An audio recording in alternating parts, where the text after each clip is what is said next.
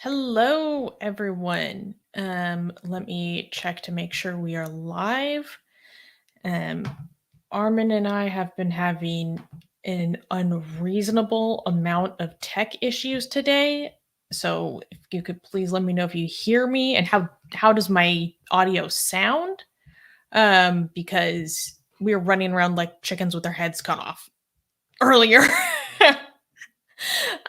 So Armin is having connection issues and he is asking me something really quickly. He will join us in a second once things hopefully get fixed.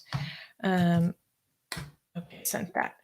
Um, so until he can join us and hopefully we get all these things fixed, we're going to be doing the patron Q&A. Well, it's a general Q&A, and if you support us on Patreon, then you get special priority and we answer your questions first, take a little longer to mull over your queries, and yeah, you can get the special treatment by supporting us. Link for the Patreon below, or halfway through if you are a member, you can come up on the stream and ask your question in person, so to speak.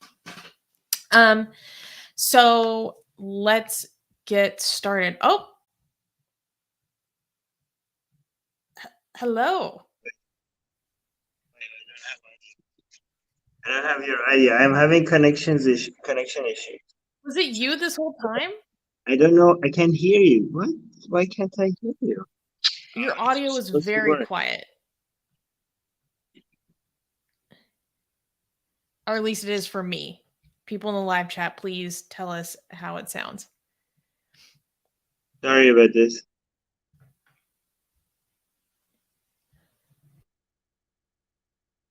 All right, say something. Can you hear me now? Oh my god. What? Can No, you it's not working. It's not Can working. you hear us You now? have to do this by yourself. Why is it not working? Weird. Can you guys hear I Armin? have connection. I just don't have your audio. Oh my god. Wait. I know how to fix this.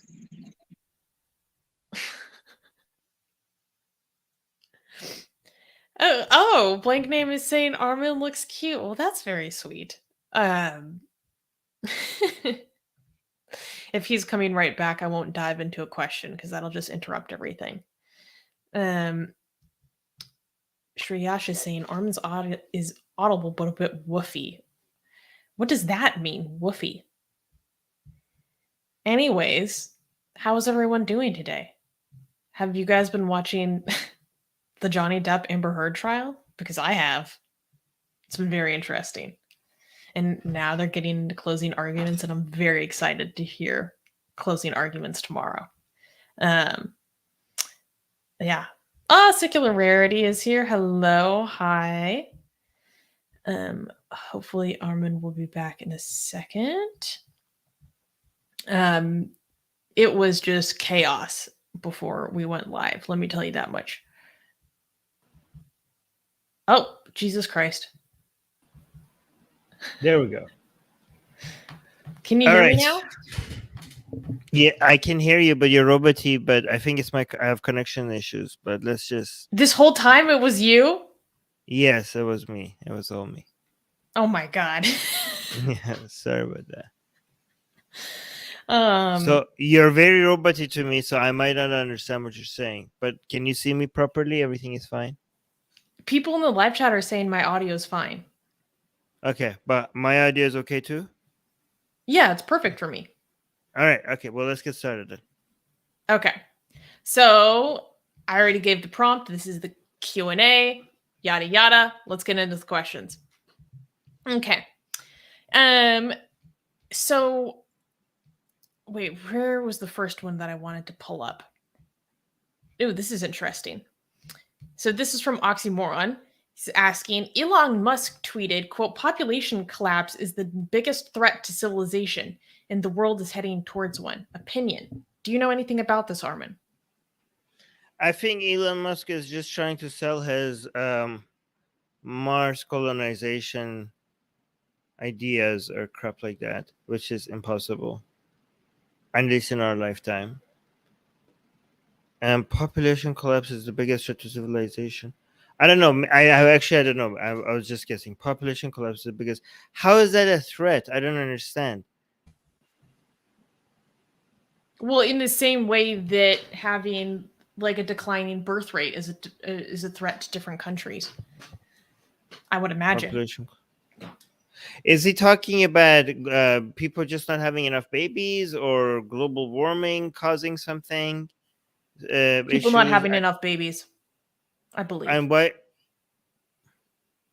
wouldn't I mean, I think population collapse is an issue in certain places.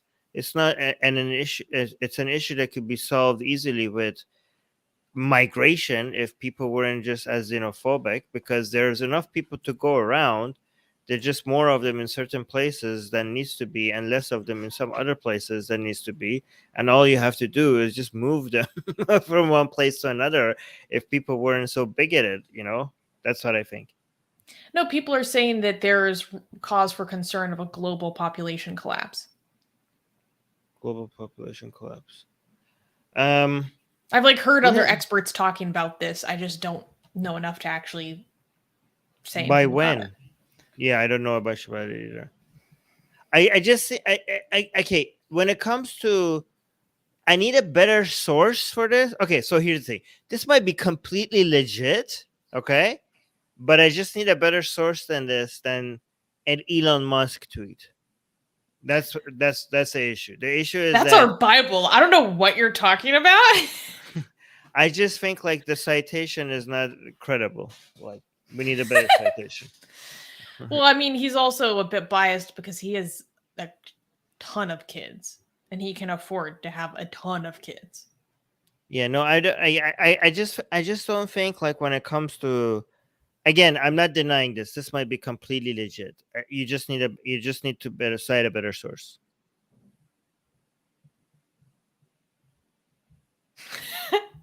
Decent. Shh, the pro-life loons will hear. Right. They're gonna make you have your babies to prevent global population collapse. Okay. So next question is from, you didn't put the names in the thing. Oh yeah, it's from Gauge American, I think. Well, you could see from Patreon who it is. Let me do a cross analysis here. Okay. This question is from D, saying, so I just want to get your commentary about the pro-life Republican response to the latest U.S. school shooting. Oh, Jesus Christ.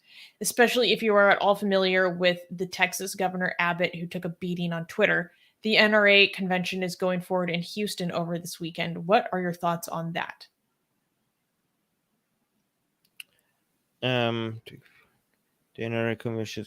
I don't think anything is going to happen. Do you think anything is going to happen? By the way, this is a very clear indication of how democracy is failing in the United States when so many people want, how the politicians are not really representative of what the people want. It's supposed to be. This is something, obviously we don't believe in direct democracy. So we don't believe that everything that people, and also we don't believe that there shouldn't be any limit to majority rule. Okay.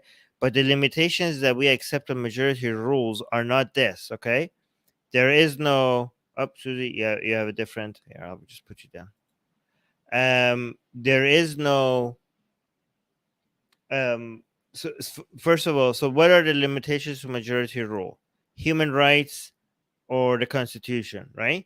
The Constitution of the United States does not limit you from having regulations or requiring licenses from people to be able to, requiring licenses, requiring background checks, restricting what kind of weapons people could have. None of this in the Constitution. So legally, you should be able to do all of that. Okay, so there's no a constitutional limitation on this. Secondly, when it comes, this is not a human rights issue at all. So this is not like, oh, majority rule should not be.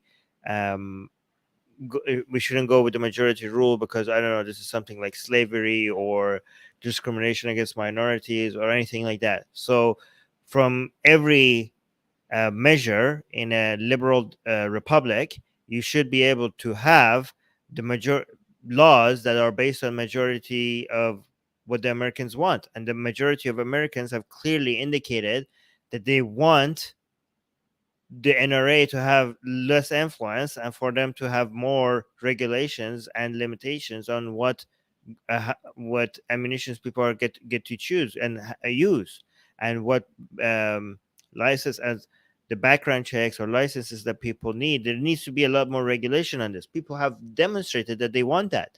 So the fact that that doesn't happen in the United States, it means that it's such an obvious indication of how flawed the democratic process in the United States is. Like, if this is the best example to show that the politicians in the United States don't represent Americans. They represent like the NRA or some other lobbyist group. Does that make any sense? Anyway, I think you're right. Yeah. He's going to form in Houston over the weekend. What are your thoughts on that? Yeah, I mean, the problem is that all this outrage of NRA or politicians have always been there. So I don't know if it's like, it's not like this is like new, all like, oh my God, this time we're gonna be extra outrage. Like, it just doesn't seem like that. It doesn't seem like it matters. And people are like, we need to do something. Oh, we have to do something. And they're like, okay, but like what? Like they have been saying that forever. Like, what is it going to be different? Like, and it's not like the president like, for the love of God, we have to do this and that. I'm like, okay, and it's going to stay the same. I don't know. Do you see anything different this time? I don't. It just seems like it doesn't really matter. What's different for me is that I come from a generation where, from my earliest years in school, I remember doing intruder drills, right? Like, Right. I grew up in a generation where this has always been a thing in my American life. Always. From as early as I can remember.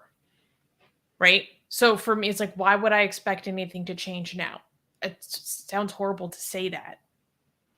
That doesn't mean that people shouldn't push for it to change, but I have very low expectations. And I think Americans are honestly extremely desensitized to it. It's horrible. And the thing is that this is not something that Americans have to live with. Like, this is something that America can easily fix.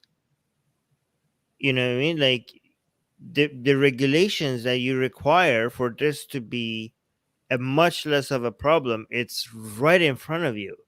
It's just like they're just not going for it. You know what I mean? They're just like not going through it for it because of, like, I don't know, some weird interpretation of the Constitution, plus NRA, plus a whole bunch of interest groups. Arjun in the live chat is saying this is one of those instances where difficult to amend. Difficult to amend part of the Constitution is such a pain because the Second Amendment can never be amended again. You don't even need to amend it. Like guys, the Second Amendment doesn't tell you that you could have nukes or a tank. So obviously people understand that it doesn't open to everything. So given that everybody knows the interpretation is there's some limitation, well, then go max up the limitation. Like, you don't even need to amend it. This is just a bizarre interpretation of it that people use to come up with this like lack of regulations. But even the people who are against the regulation admit that there is a certain level where you're not going to go further. Well, given that the principle of having that limitation is already agreed upon, then where in the Constitution does it says where that limitation is supposed to be? And given that it doesn't say that, you could max it out as much as you want. It's that simple. Why would you want to even? You don't need to amend it. This is not a problem of the Constitution, guys. This is not the problem. Don't point to a problem that does not exist, because this is why. Oh, this is what Republicans want you to do. Like, oh, it's not our fault. It's the Constitution. No, it's the Republicans. Don't point to the Constitution. Point to the Republicans. Now, Arjun is saying, I don't think it works that way. It works exactly like that. What do you mean it doesn't work like that? It works exactly like that. The Constitution does not tell you that you could have any goddamn weapon you want at every time. If it did that, then you should be able to have tanks. We can have tanks. Private citizens do own tanks in the United States. Can you have nukes? I don't think so. But you can have tanks. There are people who own tanks. No. Okay, but there's limitations on where you take the tank. Okay, here's the question. Can you take an RPG and walk the streets of New York with an RPG? Well, New York is totally different. Okay. Maybe in other places, but definitely not New York. It's very strict. Okay. Oh my God. Forget New York. We're in a place where there's open carry, okay, whatever. Can you have grenades on you or an RPG and walk the streets with an RPG and grenades? You can't. Theoretically, I think maybe you could. I don't think so.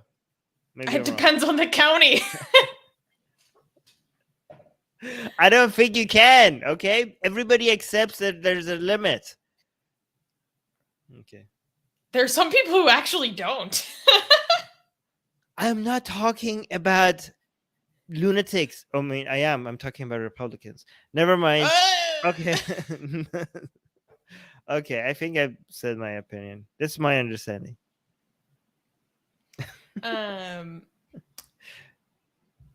So, okay.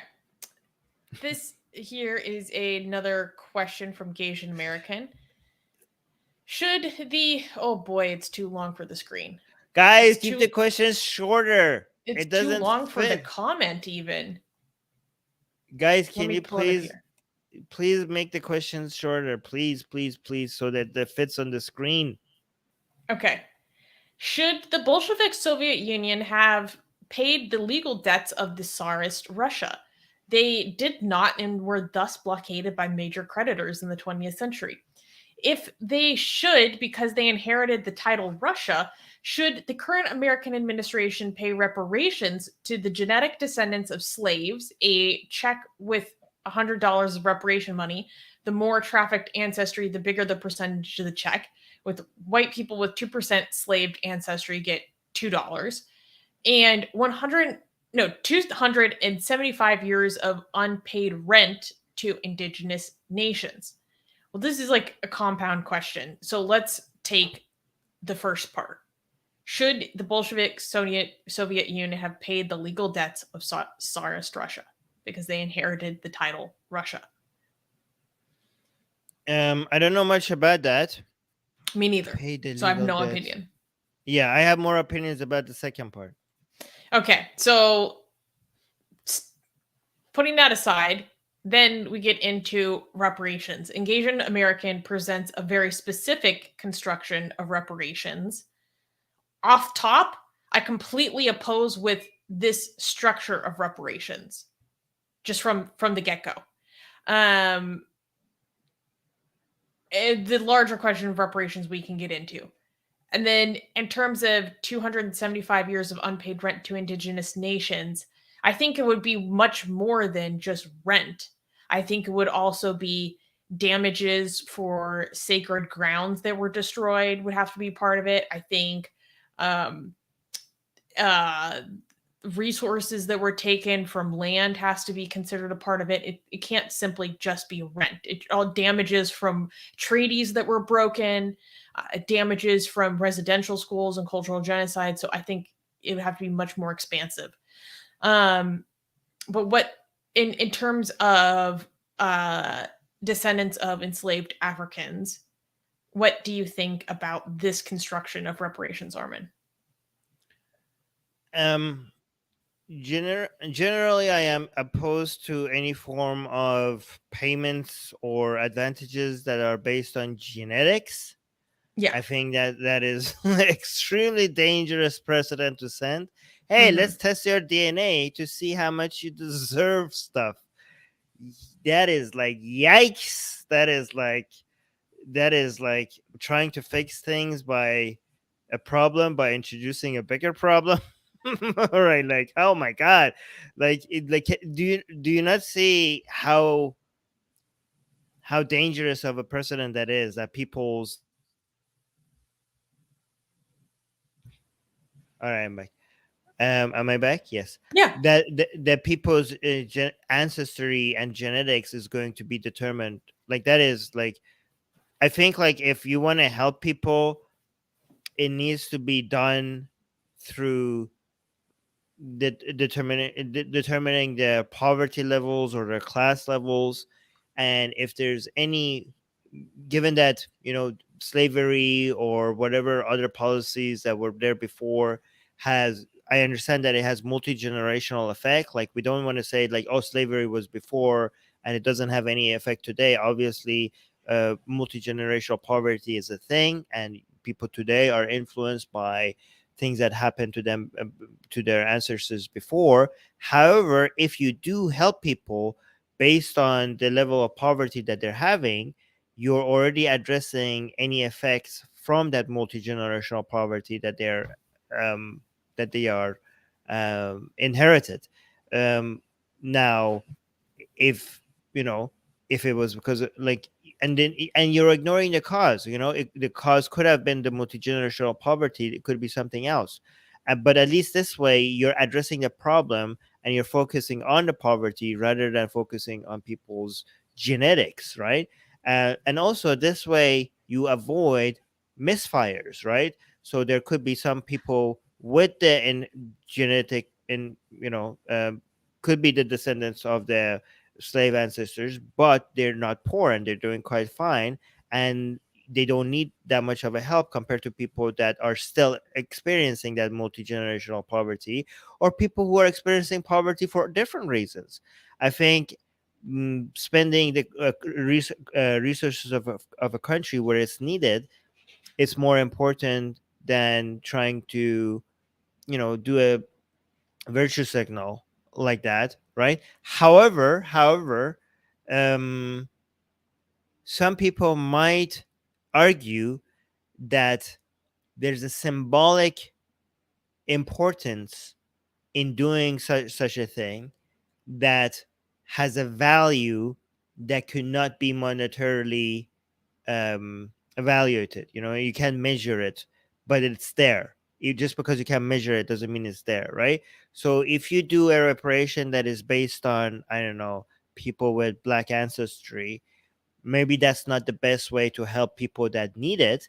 However, it might be a symbolic gesture of apologizing, or bringing people to, like, trying to put this dark part of the history past you and moving on, right? And I don't know whether that symbolic value is significant or it's there. Some people say, like, first of all, it doesn't even have that symbolic value. It's going to actually do the opposite. It's not going to bring the race tensions. It's not going to reduce race tensions. It might actually increase it, That's what because I people believe yeah. firmly. But that's what I firmly believe. Yeah, people might think, like, you know what, if a rich black person is getting reparations and a poor white person is not, that might increase the hatred between the races rather than Also, yeah. genetics are a tricky thing. There will be a lot of people that look more like me than your average African American who will possibly be getting paid more than people who experience active discrimination for being black. Like, it's and I think that would cause so much consternation. And also, it's like, who's paying for the reparations? The American government? Well, that comes from all of our taxes. That comes from everyone. So that would Right. even include the people who are also the descendants of those who were enslaved. So then they're also like paying for their own reparations. I think it would cause so many social problems, especially like if it was there are forms of reparations that I think could work, and I'm more aligned with what you suggest, Armin. But the idea of a cash handout, I think, is the worst possible idea of it. It would cause, I think, potentially a lot of resentment. I think it would deepen a lot of the racial divide in America. And I think I've heard some speakers who, are way smarter than me, have studied this a lot more. And when they were concerned about was basically like, if we give out reparations, then people who already do not have a lot of sympathy for the African American struggle in the United States would just say, look, you got your handout, you got your reparations. What's your excuse now for, a lack of parity, and how damaging that attitude would be moving forward. So I think a handout is. And people who receive the reparation, are not going to be like the symbolic. They're going to be like, do you think that was enough? Like, obviously this is not enough, right? So I think you could do a lot more than $100, but cash out to poor people. And if you happen to be a Black person who has been affected from multi-generational poverty that comes from things like slavery, then you are going to get that cash. You're going to get that money, okay? But you're going to get it not because you're Black or not because of your ancestry, but because you're poor, okay? So that I think you should do cash outs like that. You know what I mean? So I think that would be much more effective. What do you think?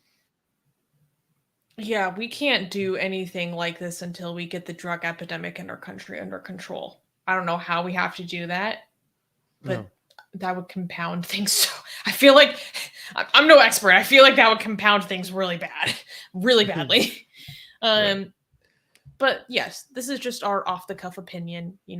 Go pay attention to some intellectuals who think about this all day. So here is a question from, so this is from Gasian American, asking, at what point is a collection of corporations considered a oligopoly? Oligopoly. There we go, oligopoly.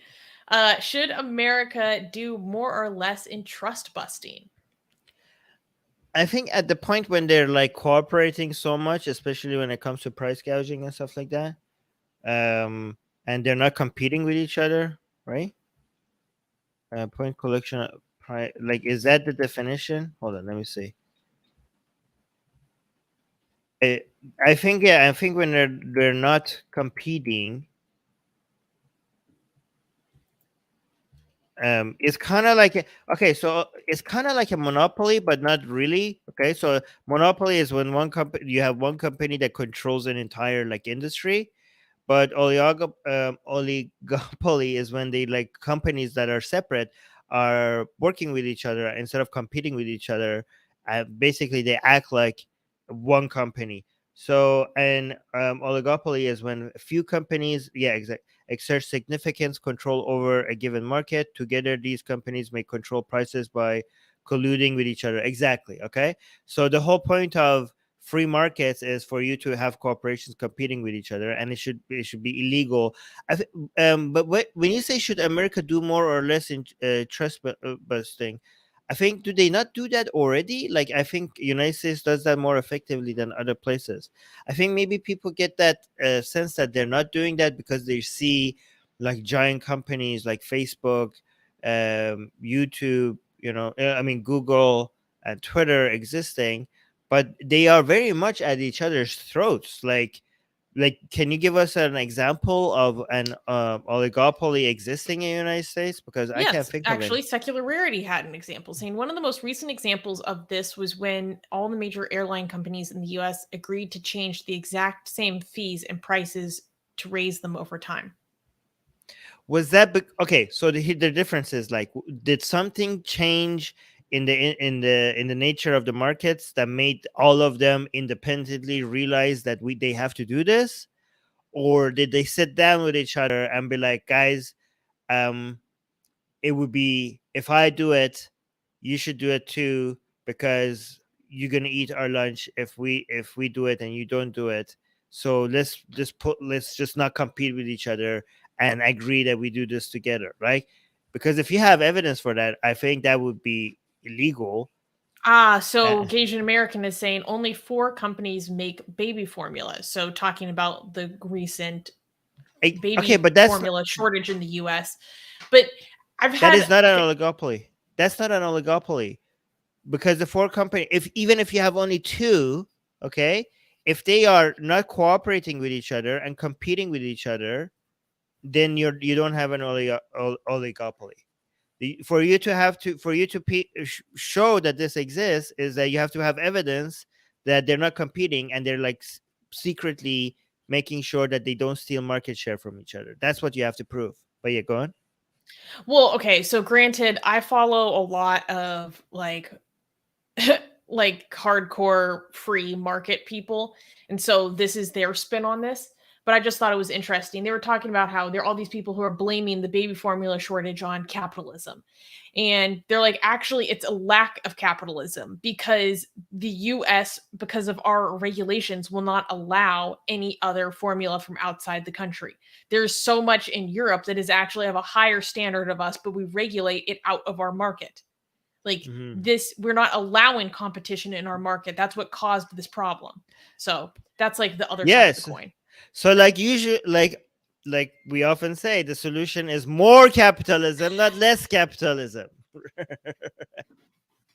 Read what Asian American is Asian American saying, Armin's Islamic mind, you have no knowledge of the unseen. My Chinese mind is to crush them under heel and ask questions later.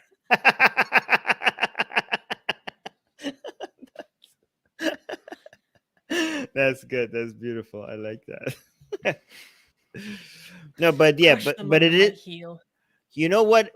An actual example of oligopoly is OPEC. And if you could crush that, like like all the oil-rich countries coming together and deciding that to fix the prices and not to sell, when they all agree not to sell this much or to sell this much, they give quotas on how much. So basically they fix prices together. They cooperate with each other instead of competing with each other. Okay. And that's why our oil prices are so high.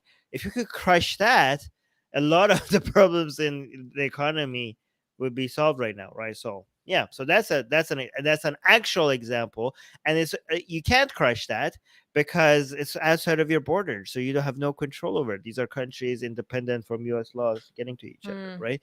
But I don't know. I mean, maybe the World Trade Organization could like do something about that. I don't know. Like, actually, it doesn't have the power because people have to agree to abide by the rules, you know. But yeah, so that's an actual example. But just again, it's oligopoly is not when you have few big companies. Okay, even as oligopoly is when they are cooperating with each other rather than competing with each other. Wait, we need to pause our regularly scheduled programming because Casey is saying, hello, Armin and Susanna. I miss you guys. Something big happened last Saturday. I got engaged. I just thought I should tell you guys because you guys are my friends. Congratulations, Casey. That's amazing. Thank you for sharing that with us. That's you amazing. And your fiance now are adorable. I'm so happy for you. Wow, that's great news. Oh my goodness. I love. So the next question is, let me double check. It is also from Asian American. At what violent or non-violent ways do you see America abolishing the Senate? It is technically illegal under Article 5 of the U.S. Constitution. It is illegal to remove senators from a state without its consent. Wait, let me read that again. What violent or non-violent ways do you see America abolishing the Senate? I'm not going to talk about any violent ways on Yeah, this how, are stream. you kidding me? Thank you very much. You want I'm the not even feds on gonna. my ass? What's wrong with you? I'm not even going to entertain that thought. No. Are you are you trying to remove our channel? Like, what are you doing here? It is technically. I don't. Okay, and when it comes to legal ways, I don't think there is a way. Is there a way to remove the Senate? I think you're stuck with the Senate. I know. have I no don't like it. idea. I don't know these things. Okay, it is technically illegal under Article 5 of the Constitution. Well, there you go. There's your answer. It is illegal to remove senators from a state without its consent. Unless we somehow Okay, guys. make them all consent. The Senate is very undemocratic, by the way. Yeah. Like, yeah. So It used to be even worse. Really? Senators used to be appointed by governors, not democratically voted in some like colonies or whatever. Yeah, it's like basically a minority, like it makes absolutely no sense for why such small states with very low population get to have that much of an influence compared to bigger states, right? And like, even,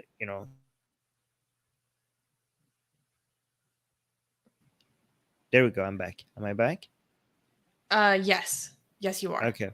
I keep on But freaking out and thinking it's me. Yeah. Okay. But yeah, I don't think there's any legal way. I don't think there's. Maybe you could keep fixing it until it becomes less and less anti-democratic, right? But I don't think you will ever be able to remove it completely. Well, not within our lifetime. Secular Rarity saying the legal way to get rid of the Senate would be to make an amendment to the Constitution. The Senate is a foundation part of the Constitution, but could technically be gotten rid of but the process of doing so would be absurd. Yes. Yeah, I don't think so. And there's not enough political will behind this, anyways. Like, from all the things that you want to amend in the Constitution, this is like I don't know, like people would like, you need a lot of political capital to be able to even start pushing for something like this. Do you see Americans demanding right now for the Senate to be removed? No, I think a more pressing issue was like, can we expand the Supreme Court first? Like, I would like to focus on that first, please. I think that is most pressing. So basically, there's a lot of things that Americans would want to probably push for a change in the Constitution, right? But those things are not happening, given how difficult it is to change the Constitution at all. Even the things that are there's a lot of high demand for it. So this removing of the Senate, which is very down on the list, what do you think the chances for that is, given that the things that are higher on the list are not going to be changed? Engaged in American is saying it's technically illegal to amend the Constitution in that matter. I don't know, guys. Go talk to a lawyer, a constitutional lawyer. Yeah. Okay, so wait, answer this question. Where those questions come from, how to ask a question. You can ask a question by joining our Patreon, link in the description below, where we post to our page a day before a special post, and you can comment your questions below. So this question is from Secular Rarity, saying, could you please share your thoughts on the Yazidi faith and talk about how members of other Abrahamic faiths stigmatize them as quote-unquote devil worshippers? Please also discuss the plight of the Yazidis today after the genocide committed by IS in 2014. Armin, do you know about the Yazidi faith? I don't know much about it. I actually learned about them because of ISIS. I don't want to thank them for that because YouTube might think I'm being serious. Yeah. I just know, I don't know very much. I just know that they were accused by ISIS that they're devil worshippers, and apparently they're not. Not that there's anything wrong with that. Like, people are like, they're not devil worshippers. Are like, well, it would be cool if they were. Like, part of the problem of why they're called devil worshippers is because their main god is literally called Iblis. Oh wow, I did not know that. You know more about them than I do. Then wow, their name, that is very inconvenient. It's extremely inconvenient because they literally do worship Iblis. Like, That's based. So for people who don't But understand it's what's not happening, the Islamic wait, Iblis. hold on. No, yeah. So people don't know what you're talking about. So Iblis is the name of the devil inside um in in Islam. Okay, so basically Lucifer is like the equivalent of Lucifer. So the name of the devil in Islam is Iblis. So these Yazidis have the unfortunate situation where they're living, they're a minority group living in a predominantly Muslim area, and their god happens to have the name of what you call the devil in Islam, even though they don't worship. So that's like very, very, very inconvenient, It right? could actually not get more inconvenient when Right. shirk is such a hot button issue, especially for ISIS. I learned a little bit about the Yazidis a while ago, and I don't think it's worth repeating it here because I'd probably get it wrong. Like last time, Secular Rarity asked us about like the Thuggee cult in India. Apparently, we got like all of that wrong. All I know is that they call Iblis the god Iblis. The peacock is very important symbolism. I think the color white is also very important. And they're an endogamous group. So if a Yazidi marries someone who is not a Yazidi, they are no longer a Yazidi. They can only marry within their community, um, which makes which is going to make things increasingly difficult for the community as they are now all across the world. There's a huge diaspora, and also obviously they lost so many people. All right. Um, I have their religion right here. I can read that. You're very correct. Okay, so oh, yeah, so your religion, okay, of Yazidis. Yazidism is a monotheistic faith based on belief in one God who created the world and entrusted it into the care of a heptad of seven whole a heptad of seven holy beings, often known as angels or Heftsir, the seven mysteries. oh. Prominent among these is the Tawi Melek, also known as Melek Taus, the peacock angel. So the peacock angel is one of the seven angels. Traditionally, Yazidis who marry non-Yazidis are considered to have converted to the religion of their spouse. So what is this rule? Like usually religions have rules to make sure that the religions grow. They have a rule that makes sure that the religion dies, right? Because Yeah, like it's really so it's an ethno-religious group in this way. And so it's endogamous and that keeps the community very small. And my understanding is that like OG Zoroastrians are the same way. Like you can only marry within your community. You can only be born into it. Like you cannot become a I real know, Zoroastrian but in otherwise. Islam and Judaism is also an ethno religion. But in Mhm. Islam and Judaism, if a man and a woman marry and the man and have a child, well, if the man and a woman have a child, if the father is Muslim, it doesn't matter that the woman was not a Muslim, the child is a Muslim. And also in Judaism, if a man and a woman have a child, if the mother is Jewish, it doesn't matter that the father wasn't, the child is Jewish, right? So this way they keep growing. The religion keeps growing. You go just marry more people, and then but the Yazidis are like, we don't care if our religion stays or doesn't stay. If you go off, you will be considered like, I just don't like. Okay, see, I'm just saying that Islam and Judaism have figured out rules that make The sure that survival of the the, meme. sur- the survival of them. Yeah, perfectly said. Well, that actually leads us into our next question from Secular Rarity. No, Secular Sakai, excuse me. Saying, could you please discuss the Druze slash Muwahideen faith and their history for those who are not aware of their existence? So, Armin, do you actually know what Muwahideen means? Muwahideen, no, I know the Druze are kind of like Fight Club, right? As in that they have one rule where you don't you don't speak about their beliefs. Isn't that, aren't they secret? Okay, that's actually from what I've read, it's a little bit of a misnomer. But they are a little bit more secretive. They're more esoteric, so there isn't as much known about them. And it partially has to do with their history under the Fatimid No, it's not. dynasty. It's correct. I was correct. The Druze faith incorporates elements of Ismailism, Christianity, Gnosticism, Neoplatonism, Zoroastrianism, Buddhism, Hinduism, Pythagoreanism. Wow, really? And other philosophers and belief, creating a distinct and secretive theology based on an esoteric interpretation of scripture, which emphasizes the role of the mind and truthfulness.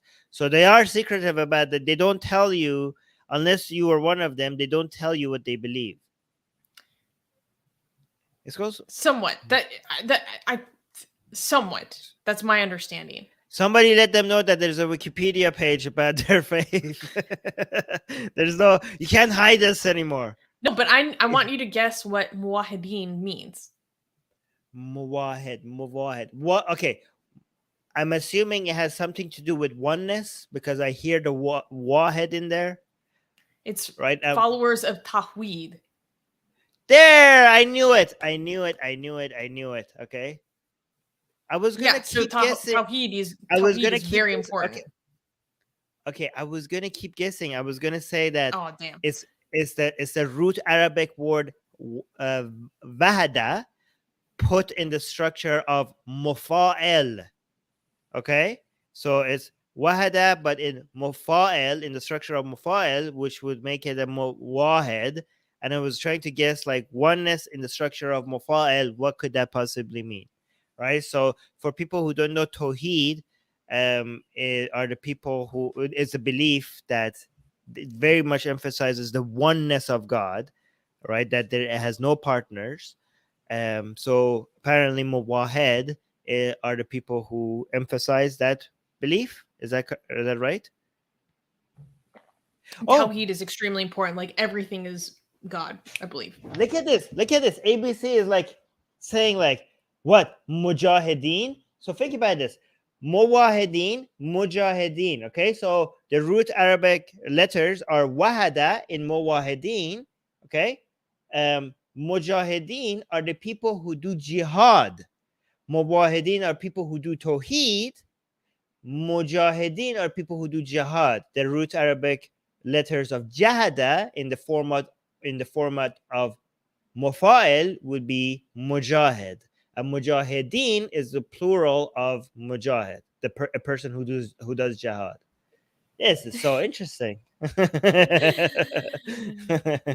of Life is saying Arabic lessons with Armin. He is saying, is it mainly Syrian? There's only about 1 million to 2 million Druze in the world. They are mostly centered in the Levant. So yeah, like Syria, Lebanon, Golan Heights. But they're a very small community and they're also endogamous. So you can only marry within the community. And Armin, you know what's very interesting is that the Druze actually believe in reincarnation. Oh, really? Oh, yeah, yes. Because I see some Buddhist and Hindu views as well. This seems like they just went shopping for beliefs from all the religion. I don't know how much of a Buddhist or Hindu influence it directly had, though, because it's a very different form of reincarnation. They believe that if a Druze dies, you will be reincarnated as a Druze specifically, not interspecies at all. So it creates like a fondness for the ancestors that came before, because it's like that's not just my community that passed. It was like, no, I was part of that community at one point. I experienced that community myself in a past life. Okay, well, I'm more interested in more Arabic lessons because Qasim is saying like mushrikeen, like the word shirk, the root Arabic word shirk, sharaka, right, is like associating partners with God. So in the Quran, when you say mushrikeen,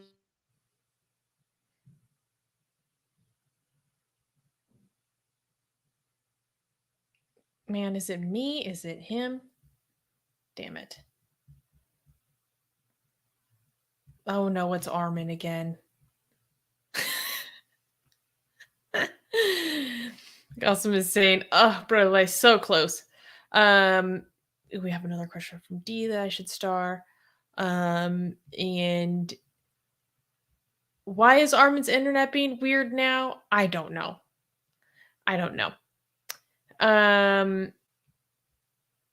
He did freeze with the perfect face. Ah, the turntables. This is the kind of day we're having today. Oh no. Okay. Well, you know, I can't supplement the Arabic lesson, so we're just gonna have to leave it at that. Okay, hopefully he can join us through the link that I sent him if he needs to. Okay, so let's go to a different question. This is from Asian American, and once again, it is too long to fit in the question, so I will read it here. Okay, Asian American is saying the Great Flame Emperor gifted the tea plant to his children with the Yellow Emperor and Nuva. With this plant, the August children raised immense tax revenue and a monopoly for 45 centuries. If it was okay for those opium peddling imperialists to steal this plant and grow it in India, another land they stole, why is it not okay for the Chinese to steal intellectual property of the imperialists 2 centuries later? If children of the Flame Emperor can't copyright tea plants, why is it okay for Monsanto to copyright their strains of corn? Okay, well, first of all, I think Monsanto is an evil corporation. I don't know. I don't want to talk out of my ass. I haven't refreshed myself on how bad the basis of their copyright system. So I don't know. I just know that they have very predatory, litigious practices towards like just mom and pop farmers, which just seems like bullying. But back to the original question: if it's okay for the white people to steal this plant and grow it in India, and then so why is it not okay for Chinese to steal intellectual properties now? Well, okay, first of all, I don't believe in collective punishment or guilt of the father. So I would like to hold people to a higher standard today. Hi, Armin. hi. Sorry, I have bad connections today. We ended the Arabic lesson. Oh, damn it. I was having fun. Okay, I'm going to be in the live chat every time my connection gets lost. I'm going to join the live chat. Oh, okay. Yeah. Did you hear what I was talking about with this new question? No, can you repeat that? So basically, Asian Americans asking if like British imperialists stole, I believe tea from China and made bank off of it. Why can't the Chinese steal intellectual property now? Well, because two wrongs doesn't make a right. This is whataboutism. Like, okay, well then, if you want to go with that logic, it could be like, given that the British Empire used to kill people of other, do you want to go that? Do you want to continue with that line of reasoning? Because you're going to get to some very dark conclusions if you keep doing that. You know what I mean? Because the British Empire did more than just steal tea. Do you want to excuse everything that they did today? Like, I don't know. I don't think so. I don't think they want to do that.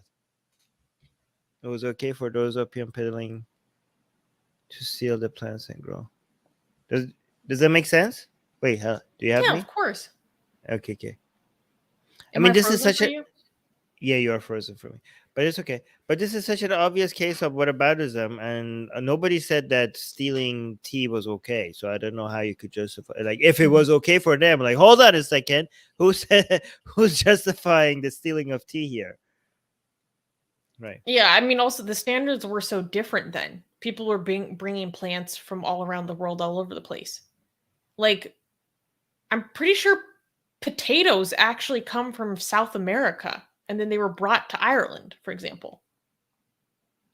I don't know. Anyways, um, okay, so who's asking this question? Secular Sakai. Secular Sakai is asking, could studying ancient pre-Semitic henotheism and polytheism help enlighten those whose monotheistic religions evolved from them to realize that their God exists only because we humans birthed it from our collective imagination? Or is this simply too optimistic? Opinions, please.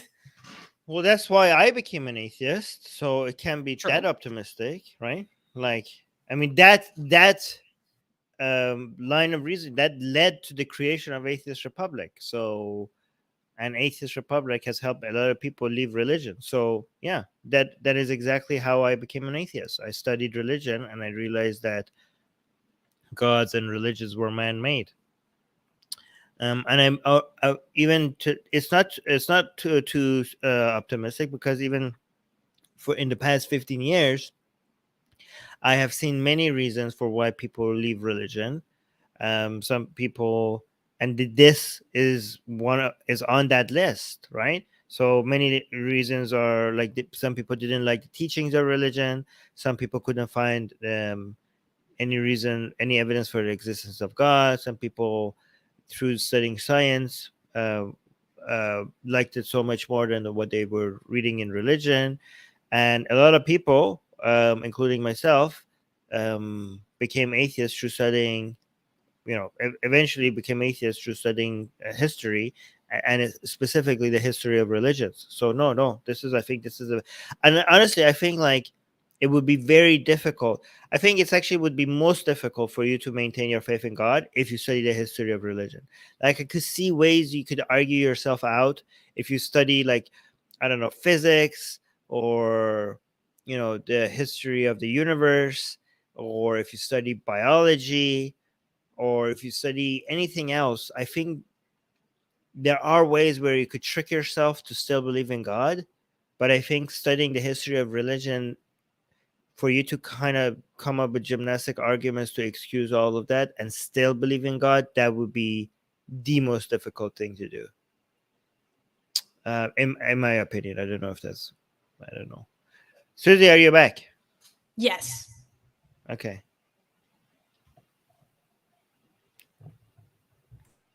Sorry, All I right. wanted to switch to my other computer. So let's go to the next question.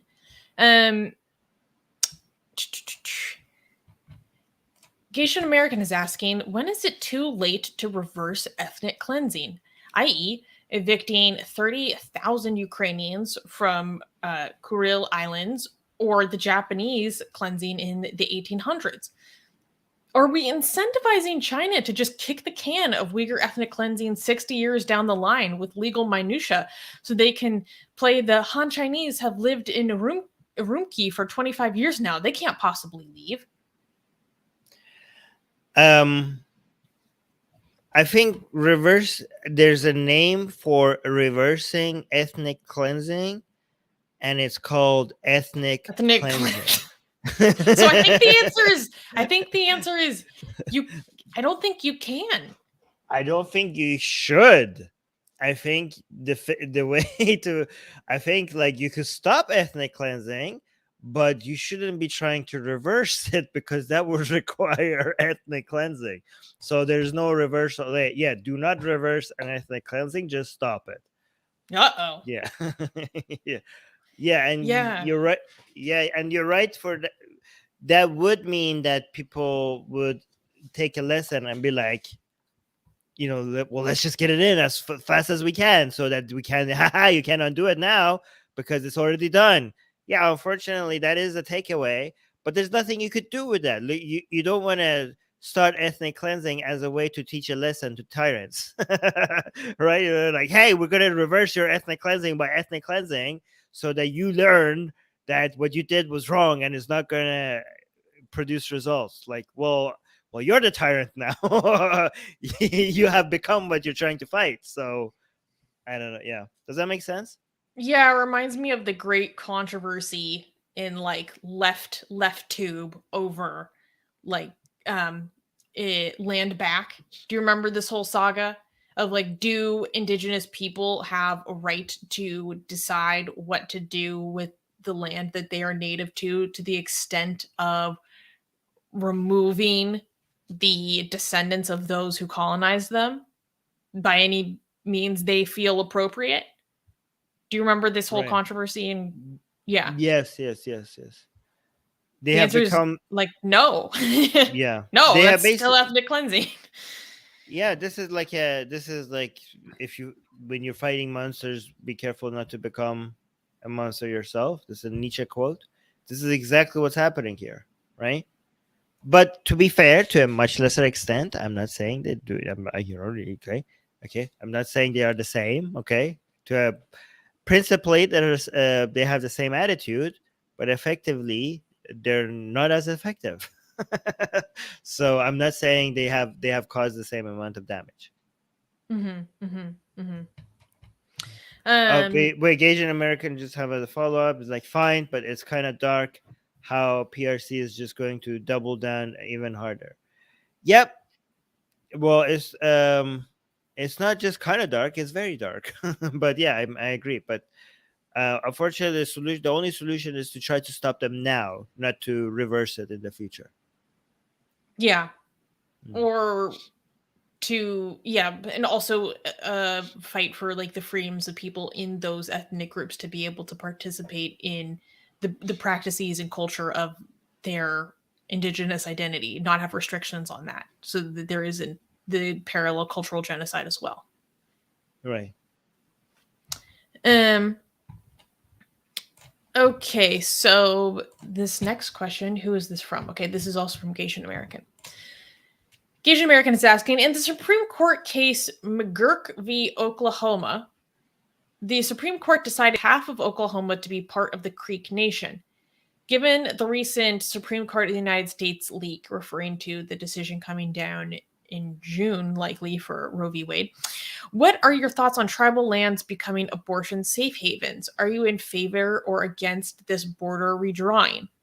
So my opinion is, well, Oklahoma, I believe, again, this is my impression, actually has the largest indigenous population in the United States. Either they have the largest indigenous population or they have the most land that's dedicated to native reservations, I think. Someone correct me if I'm wrong. So I'm not entirely surprised that this decision happened in Oklahoma, given this history, or that fact, and the large influence in that state. I think if this happens at the state level, I don't necessarily have a problem with it, because this is something that has to be legally decided with that local, not the state as in capital S state, but the state of Oklahoma, the state of Arizona, etc. In terms of abortion lands becoming abortion lands, tribal lands Abortion. becoming... That's what they should be called. The tribal lands will become abortion lands. Welcome, ladies, to abortion land. They should have. Holy crap! They should have like make theme parks there and have like rides based on abortion. That like the ride goes like through a woman's vagina, and then like as a fetus, and then you come out as a living fetus, and then you come out from the other end as a dead fetus. You could make an entire theme park out of this. That's fantastic. Great idea, Susanna. Abortion land. Horrible. Make it happen. Make it happen. Oh God. So I think that if this is what a tribal nation decides to do within their jurisdiction, it's within their full right to do so. If they feel compelled to do so because of the political landscape, even better. And maybe this would bring a surprising economic boost to them because, Armin, I don't know if you're familiar, but in many states across the US, you're only allowed to have casinos on tribal Yes, lands. I was just Yeah. thinking, before you said casinos, I So was it'll be literally the abortion yeah. clinic next to the casino. No. Okay, before you said casinos, I was thinking about tribal lands and how they have casinos in them and stuff like that. And I was thinking casinos themed based on abortion. Like I was literally in That my sounds mind thinking. horrible. I was thinking of like one of those, jackpot things that you pull the liver Oh and it comes like, no. 7 dead babies next to each other, and then it says jackpots, and your tokens have the fetuses on them. Yep, abortion themed casinos. Great. That Make sounds like happen. such a bummer. Like I was actually looking at actual photographs of abortions. And the money, recently, and it's a when bummer. I'm not. when you hit the jackpot, the money comes like as if giving birth to like there's a woman, and then the tokens come out as the vagina. Yeah. Anyways, that's pretty cool. I think You're a maniac. why not? Oh, why not? I mean, Okay. I think it would be so dark and unique that it will just attract, like the weirdness of it will attract a lot of people. People will be like, wow, that's weird and disgusting. I have to go see it, right? There would be a certain appeal to that. Yes, exactly. Oh The my more god. the weirder and the better. Yeah. I don't know if I want to like I don't know, like the people it might attract might not be my kind of crowd. Well, I don't have to go, but like okay.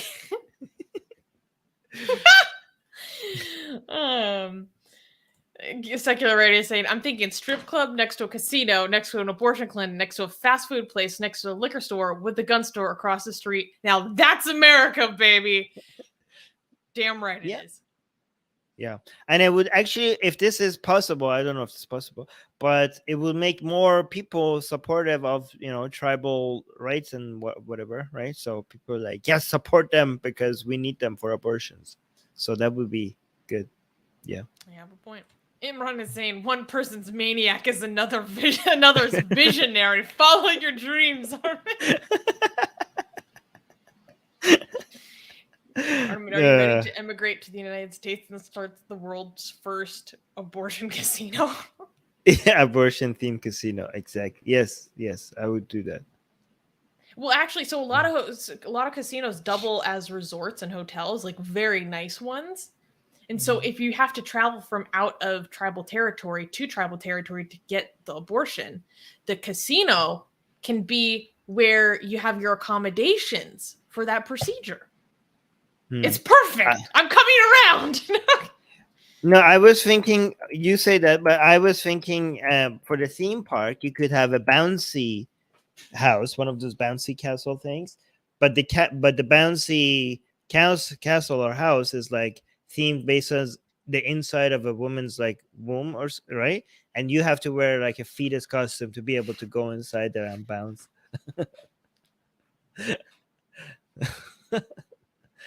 That's no, I thought you would like that. Okay.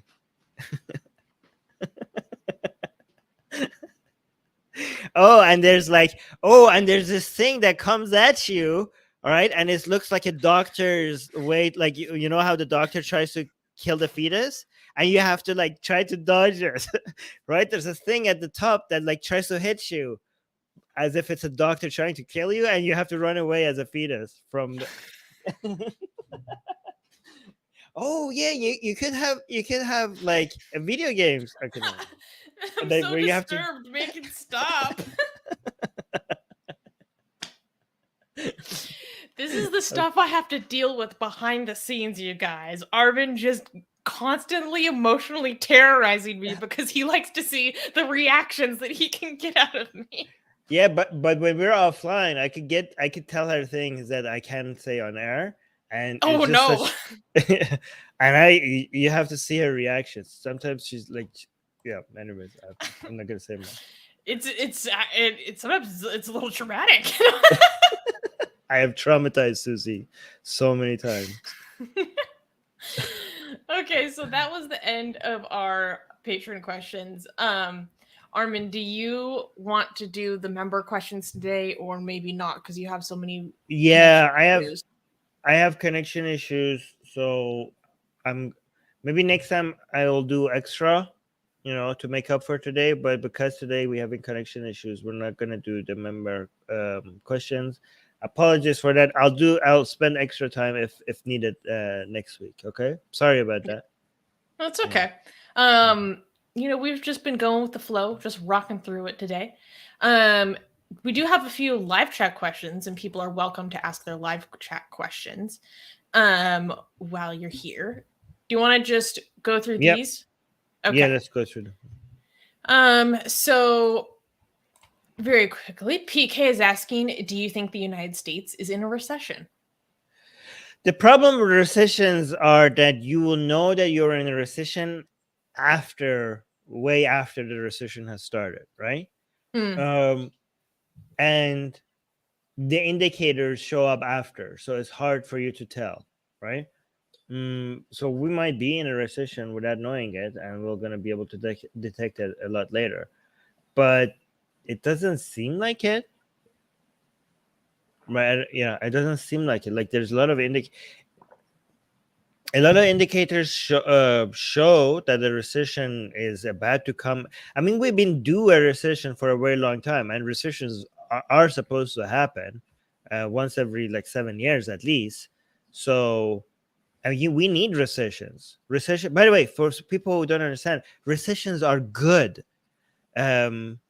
Recessions reduce a lot of excesses and waste in the market. They're a very they're a much needed correcting mechanism in the market. There's a lot of things in the market that are not as efficient as they should be, and capital and resources and job are being dedicated in places of the market where they shouldn't be. And a recession is a way that comes and cuts off all the fat and reallocates the resources where they're needed the most. Okay, so don't think oh no, a recession, and you're you should be more worried when the recession is not coming. People should be where's our recession? We were due a recession a long time ago. We need it, because the more you delay it, the more difficult it's going to be adjusting to it. You know what I mean? It's going to be a bigger recession. It's going to be a faster recession. It's going to be a recession where it's going to hit hard without people being able to detect that it's coming, right? So the job of the government is supposed to be to make the recessions easier to deal with, not to delay it, right? So the sooner the recession comes, the better it's going to be for everybody. Okay, so don't think and people are oh no, Biden is bad or this president is bad because we're in a recession. What are you talking about? How could you have a market cycle without recessions, right? If it's part of the circle of life. Yeah, if you're this is why voters are so dumb. If you just happen to be the president that just happens to have its term while that recession happens, then people are going to associate the recession with you being in power, and people are oh, you're going to punish you, and for just happen to have the accident of coming into power when that recession cycle. This is why politicians, instead of trying to make people deal with recession, they try to delay it to pass it on to the next person instead of having it, and that makes things a lot worse, right? But we could possibly be in a recession right now, but it's hard to guys, if I knew it, then I would be an economic expert, right? But right now there's fight between I wouldn't be here. Yeah, right now there's a debate happening between the greatest minds in economy whether or not we're due for a recession. When is a recession right around the corner or not, or are we already in a recession? We don't know, so it's hard to tell. But based on what I've heard is a lot of people that, okay, this is not a good sample because I haven't been listening to people it's not a random collection of experts, right? Based on what I've heard, based on the experts I listen to, it seems like they're saying the disagreements is more on whether a recession is about to happen, not that we're in a recession right now. But yeah. Anyways, let's go to the next question. What else is he? Does that answer your questions? Hold on, let me see if that. Oh, there's Susie's back. Okay. All right, next question. So Gossam asked a very juicy question. So, Iran-related question. Should I give the context first or second? So Gossam is asking, what do you think? Should I say it first or second? No, you go. You just said. Okay. You just said. So Gossam is asking Iran. The Iran-Canada football match was halted due to protests over the quote-unquote football washing of the Islamic Republic's attack on Flight 752. Yay! What do you think? So, for those who are not aware, I'll give some background. There was a friendly soccer match that was scheduled between the Iranian football team and the Canada football team. And it was going to happen next week. And this caused a huge amount of protest, particularly from the many families of those who were lost on Flight 752, which was a flight between Iran and Ukraine that was shot down by 2 missiles by the regime because, according to them, they thought that it was like enemy planes or whatever, because this is very closely after the assassination of Quds Force General Qasem Soleimani. Now, that narrative from the regime has been disputed, but what isn't disputed is that the hundreds of families who were impacted by this have formed an association, and they've been protesting and fighting for justice for the loss of their family ever since. Particularly because a large amount of these families actually reside in Canada. So it felt like such a betrayal that the government is allowing this team to come to Canada to play this match as if everything's fine between these two countries. And not to mention the fact that when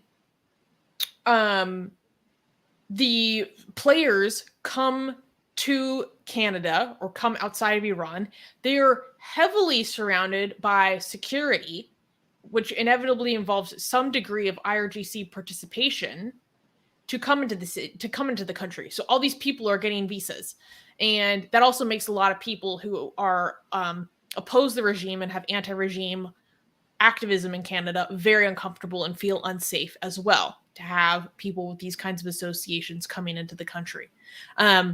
So I think this is hugely worthy of celebration. This really shows the power of activism, because a lot of people say, why do you bother? Why does it work? Why do you do stuff online? Why do you raise awareness? This was highly effective. People were getting in front of the camera talking about the loss of their wives, their daughters, to really bring a human face to what this means to them. And there was a lot of action that was against this. Actually, someone that Armin and I spoke to yesterday, Ali Ibrahimzadeh, we talked to him on the Secular Jihadist podcast. He was organizing with people across Canada to oppose businesses that were participating in screenings of this match, or as a way to fight this kind of soft power propaganda, which I think is very, very important and a very noble cause. Armin, what do you think? Yeah, I'm just glad that Iranian people are able to show that, and the Iranian government, that just because they are limited inside of Iran, that doesn't mean that they cannot hit them where it hurts. Especially given how much the Iranian government cares about its soft power and its propaganda and its branding internationally, that you could silence people and imprison them and even execute them or shoot them, inside Iran. But there are places where the Iranian people could make their voices heard, and you can't do anything about it. So I'm glad to see that they have to realize that, the dissatisfaction of the Iranian people is going to hurt them no matter what, in places where they can't do, where their silencing is not going to work, right? I have a question for you, Armin. Do you think for people living inside of Iran seeing the effectiveness of people organizing against this form of soft power and propaganda brings, and how effective and the people outside of Iran are. Do you think that brings hope and like encouragement to people back home?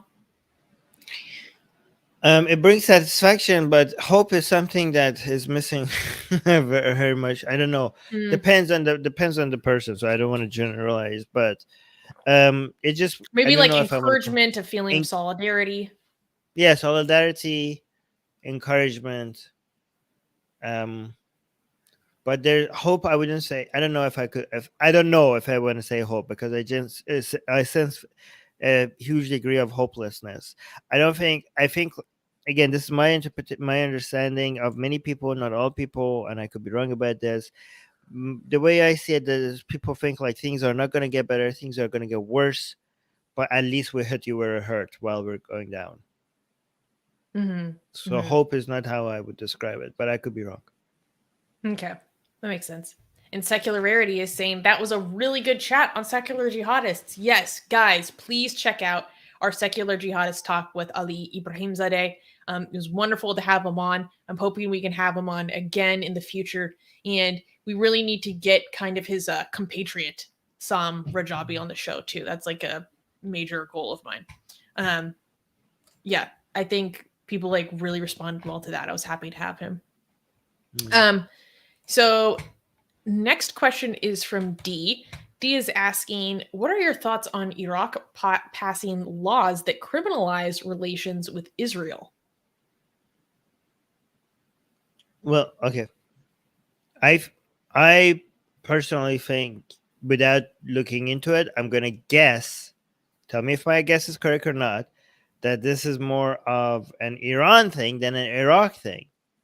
I think this is Iranian influence in Iraq, because Iraq, I'm also assuming that this has something to do with the Kurdistan part of Iraq, where they might be more open to relationships with Israel, especially given the drama that we had over the conference that we had with the Kurdish part of Iraq, where they about, like, I don't know, working and friendship with Israel. The backlash. They fired that missile on Right. Erbil because of something Israeli. Yes, so Iranians from the Iran shot at a place inside the Kurdistan region, part of Iraq, at a base, saying that it's a Mossad Israeli intelligence base in Iraq. Apparently, it was just someone's home, but we don't know. But the fact that Iran dared, like, to just shoot missiles onto Iraqi soils just like that, it's just like so violations of it. Everything. Right, I was gonna but the Iran has made it very clear that it would not allow Iraq, especially the Kurdistan part of Iraq, to become what they call a hub for Israeli intelligence or cooperation with Israel's in any way, right? The Kurds in general, not in general, a lot of Kurds are a lot more open to having relationships among all the people in the Middle East. It seems like the Kurds are the ones that are open to having relationships. There's some with affinity Israel. there. Yes, especially given how the Kurds seem to be against the things that Israel is against, and also they share an ideology with regards to coming up with an ethno state in protection of an ethnic group that is being oppressed. That just sounds very familiar. You know what I mean when it comes to Israeli Kurdistan, and Israel could have those. Like, I can relate. I can relate. Yeah. So the connection is there. They have shared enemies. They have shared ideology, and they are cooperating with each other a lot. But when it comes to the Kurdistan part of Iraq, Iran has made it very clear that they're not going to just sit by and see their neighboring country becoming a hub for, those kinds of activities. So I'm assuming, again, I could be wrong about that, this law has something to do with that. But I could be completely wrong about it. But given how much Iraqi politics is influenced by Iran and Iranian dominance over, different sects and different parties in Iraq, I wouldn't be surprised. Does that make sense? Yeah. Yeah. This was a comment from ABC when you were imagining your abortion casino that made me laugh so hard. You say, Armin comes on stream. Justin Trudeau responds, free speech has limits.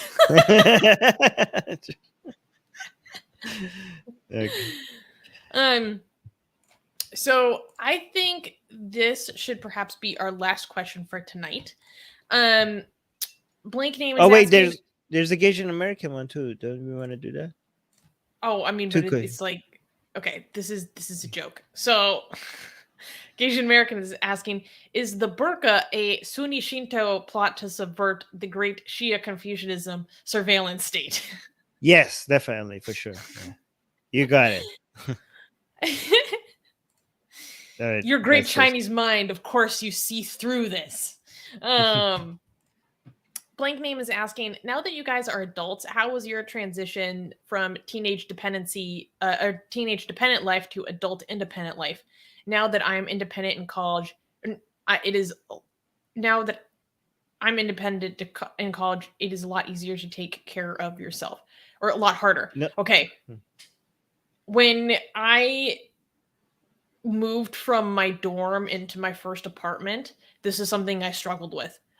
One thing I think about a lot is how I wish I had been taught better cooking skills throughout growing up. Because my ability to feed myself more nutritiously would be greatly improved if this had been something that I just was new and kind of was raised in, just off, it was just part of me. And now as an adult, it's something I have to think a lot about to accomplish. And frankly, I don't have enough time to think about these things. I don't have enough space in my brain for these things. So my diet is shit. Don't say it. Too busy, like. Well, I know, but it's the truth. So I think that was one of the most difficult things for me. What about you? I have an advice. Okay, this is very important. Okay, very, very important. Learn how to budget. Okay, because they don't teach, your parents don't teach you that. School doesn't teach you that. And school doesn't teach you that, even if you're studying finance. Okay, I studied finance and economics. That doesn't mean you understand personal finance. Those are completely different things. Go watch some and by the way, personal finance, be careful, okay? Not personal finance videos that is teaching you right now how to invest in the stock market and crap like that, okay? That comes later. For now, focus on learning how to budget, okay? That is a very, very, very key skill that you need to have. It's very important. You will thank me later. Just go watch a whole bunch of YouTube videos on budgeting, okay? This will save you. Okay, this will save you. This is a very important skill that you need to have as an adult. One of the most important ones. Okay. Other than, I think the three most important skills that you need to have is taking care of your health, taking care of budgeting, and personal relationship and socializing. Okay, but budgeting is high up there. Okay. No, Armin, you've said it to me like this before. To succeed, you need to be able to manage three things. You manage your calories, your time, and your budget. Right. Yeah, exactly. Okay, so yeah, time management also becomes very important. But guess what? Managing your health and managing your time becomes a lot easier when you have financial freedom. So the other things depends on you having financial freedom. So make sure you budget things properly. Yeah. Well, on that kernel of wisdom, I think that's a good place to end today. Yes. Yeah, that's a good place to end. Sorry for the connections issues. Wait a minute. I'm not sorry. It wasn't my fault. Okay. So screw you. I'm not gonna apologize for anything. Deal with my connection issues. You have no choice. And you're gonna like it. Yes. All right, guys. Make sure you like the video. Make sure you share the video. Make sure you recommend our channel to people. And if you are not struggling financially, only if you're not struggling financially, consider becoming a patron. But please do not support us financially if you're struggling. Do not. Just liking the video will already be a lot of help. Okay. Yeah. All right. So that's about it, guys. Thank you, guys. Bye. Oh wait, no, we have the news in. We're doing the news. We're shifting the news this week. So yeah, we have one to. day. We're postponing the One. news by one day. Just there's gonna be a few weeks where we have to change it a little bit, but we're gonna come back in a regular schedule once this whole Very soon. very soon. All right, guys. Bye. Bye.